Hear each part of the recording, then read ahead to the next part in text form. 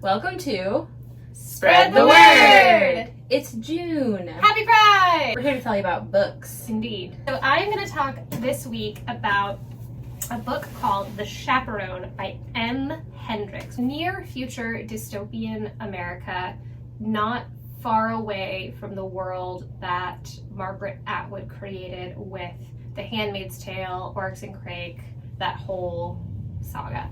We open with this young woman, Stella, who has just come into her womanhood, and she is beginning the courtship process. She has a guardian, Sister Helen. So all of the young women who come into their own have guardians. Sister Helen has died dramatically in the house that Stella lives in, and that's how the book opens. And Stella just knows she's going to get assigned a new chaperone, and she doesn't know what the world's going to be without Sister Helen. We are in a world where her parents were of the old world, or old America is what they call it, old America. This is new America. Mm-hmm. And so they know what it was like before living under this regime, and so they sneak away to watch old America television. They've all figured out their mom's passwords to get on the internet and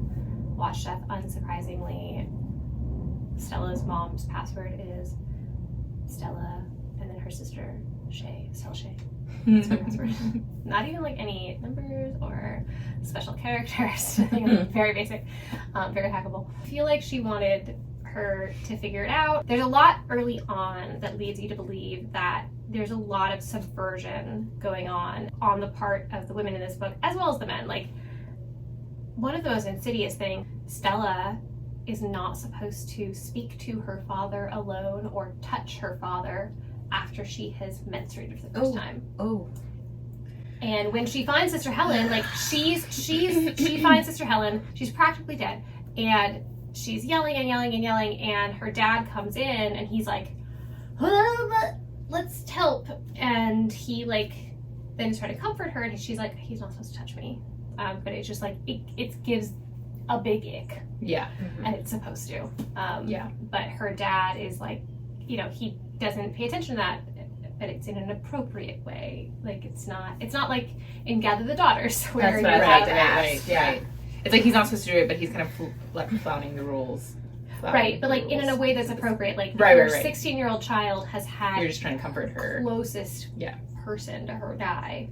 Of course you're going to hug her. Right. And that's all he does. He hugs her. So anyways, there's all these very strict, rigid rules set up.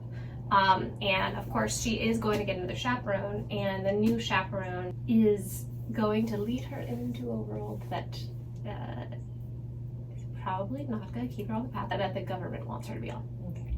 And so that's the world we're going into. The voice lands you in right away. It is good. It is readable. It is building on the foundations set by people like Margaret Atwood, Octavia Butler.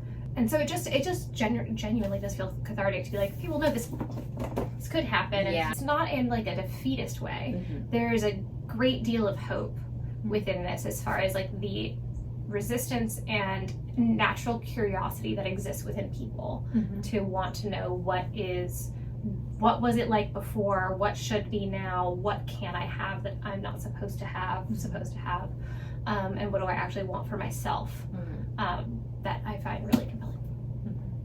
So that's The Chaperone by Hendrix. Excellent. Cool. I read Girlfriend on Mars. I think somewhere in the book it does sort of suggest that this is taking place maybe late 2019 into 2020. So, but it could be 5 years from now or today. It's very of the moment. There's two main characters. They're a couple, Kevin and Amber. They are Canadian, and they're living in Vancouver. They make a living by growing weed in their apartment. Amber was a failed gymnast. She had an injury. It was Olympics bound. Kevin wanted to be a screenwriter. Very typical kind of cis white man ennui life.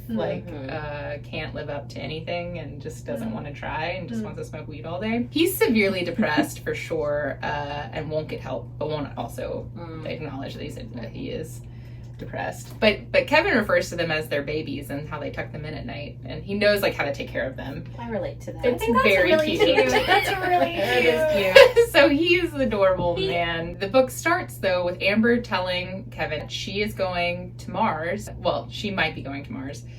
She is signed up for and applied for over a year-long process to go on a reality TV show called Mars Now, without telling him, but now she got in, so she has to go immediately, like the next day. And he's like, what? That's like the very beginning. I just found it such a hilarious start, and you immediately get like an idea of these two people. She does go on the show. It's very much a reality TV show where they're like doing these sort of like survivalist challenges that are supposed to be showing if they can make it to Mars. But America is voting on who gets voted off each episode. Is voting off like you just get cast off into space and die? They're not in Mars. This is all on Earth. So They a take lot- them all up and then they... Yeah. Okay, that was going to be my question. Is there a settlement on Mars already? there's not. There's not. Okay, so... They're gonna So send the some premise is civilians they're going to send to two colonize yes. Mars. They can't be on their phones because they can't be like, tweeting and stuff or putting stuff on Instagram. He is like losing his mind. He stops leaving the house. He has a friend, Marcus, who comes over and watches the show, like the episodes with him, and he's like just torturing himself basically with all of this. And then there's this couple of other characters that come and see him. Bronwyn, they sort of have like a romantic dalliance, but he's so clearly not in the headspace to be trying to be with anyone else. I was gonna have a little prop that said like justice for Bronwyn, because I'm so tired of reading about like people treating other people shittily in these like relationships that are like The collateral away, damage. the collateral damage. Yeah. In books, in life, quit it. We're not your side characters. Right. He does that to Bronwyn a little bit. Yes. People do not exist for your character development. Right. Is how I feel. Do not. Right. You know who you are. Yes, you do. So I like this book a lot. It is very very, very of the moment, which sometimes you don't like, but I think you'd still like it. It's very funny. I do think that I would like that. And it God damn it. I read Dangerous Woman by Megan Abbott, but she is really great at building suspense. Every little detail is so ominous. It's just like the most mundane thing. You're just like, why do I feel so uncomfortable? yeah. I love having read her. I do not like reading her. I love reading her because I am really picky about thrillers. I've told you guys this, and I love how effective she is. But I'm also a horror person. That's true. I don't dislike it. I just I need to be like prepared to just Mentally. feel anxious and have my shoulders do that the whole time. Yeah. Well, it starts with Jed and JC. She's pregnant. They're married. They're going to go see his father. It's the first time she's ever met him. And there seems to be some weirdness with his father, but he's not a super open man. He's not really talking about his past. And they kind of know each other surface. It was kind of like a shotgun wedding type thing. They're super in love, but they don't really know each other. She's on her way with Jed to meet his father in Upper Michigan. And he has this like house out in the woods. They get there and Jed seems really nervous and like on edge. And so when she meets the dad, she's just like, I don't understand what he was so on edge about. He's wonderful. He's just so gentlemanly. And there are red flags early on in the book just with the way Jed seems to be anxious about this meeting. And then you also meet the caretaker of the house, Mrs. Brandt. It's a little like Rebecca-ish in a way. That kind of country house, not like a. I was picturing like a cabin. It is kind of like that. It's not like a Manderley scale, but I mean like as far as like you go to the house and weird shit's happening and there's a caretaker who hates everyone and So like it's big. It's a house that's an estate that's big enough that needs a caretaker, but it's not grandiose. no, it's very much a country house. Mrs. Brandt is kind of off. She has like a little house on the property. But she doesn't live in the house proper. There's a part where Mrs. Brandt gives her an old nightgown of oh god, Jed's mom's. Yeah. Is it the nightgown that she died in? Little like things that his dad is saying, that Jed's saying, little changes in personality that Jed is showcasing, kind of being back in his childhood environment. Things take a turn when JC has bleeding, and so they take her to the local doctor. He gets her medical records, and he is acting kind of strange and asking her sort of leading questions that makes her think that he knows that she had an abortion before Jed. Does Jed know that she had the abortion? So then she like walks out of the exam room and she sees the men in an office discussing her. Yeah, and then everything just like goes off the rails. It seems like the tone of the house has shifted after this appointment. So she doesn't know for sure if they know, but the way that they're acting, it seems like they know. But how would they know? I don't know.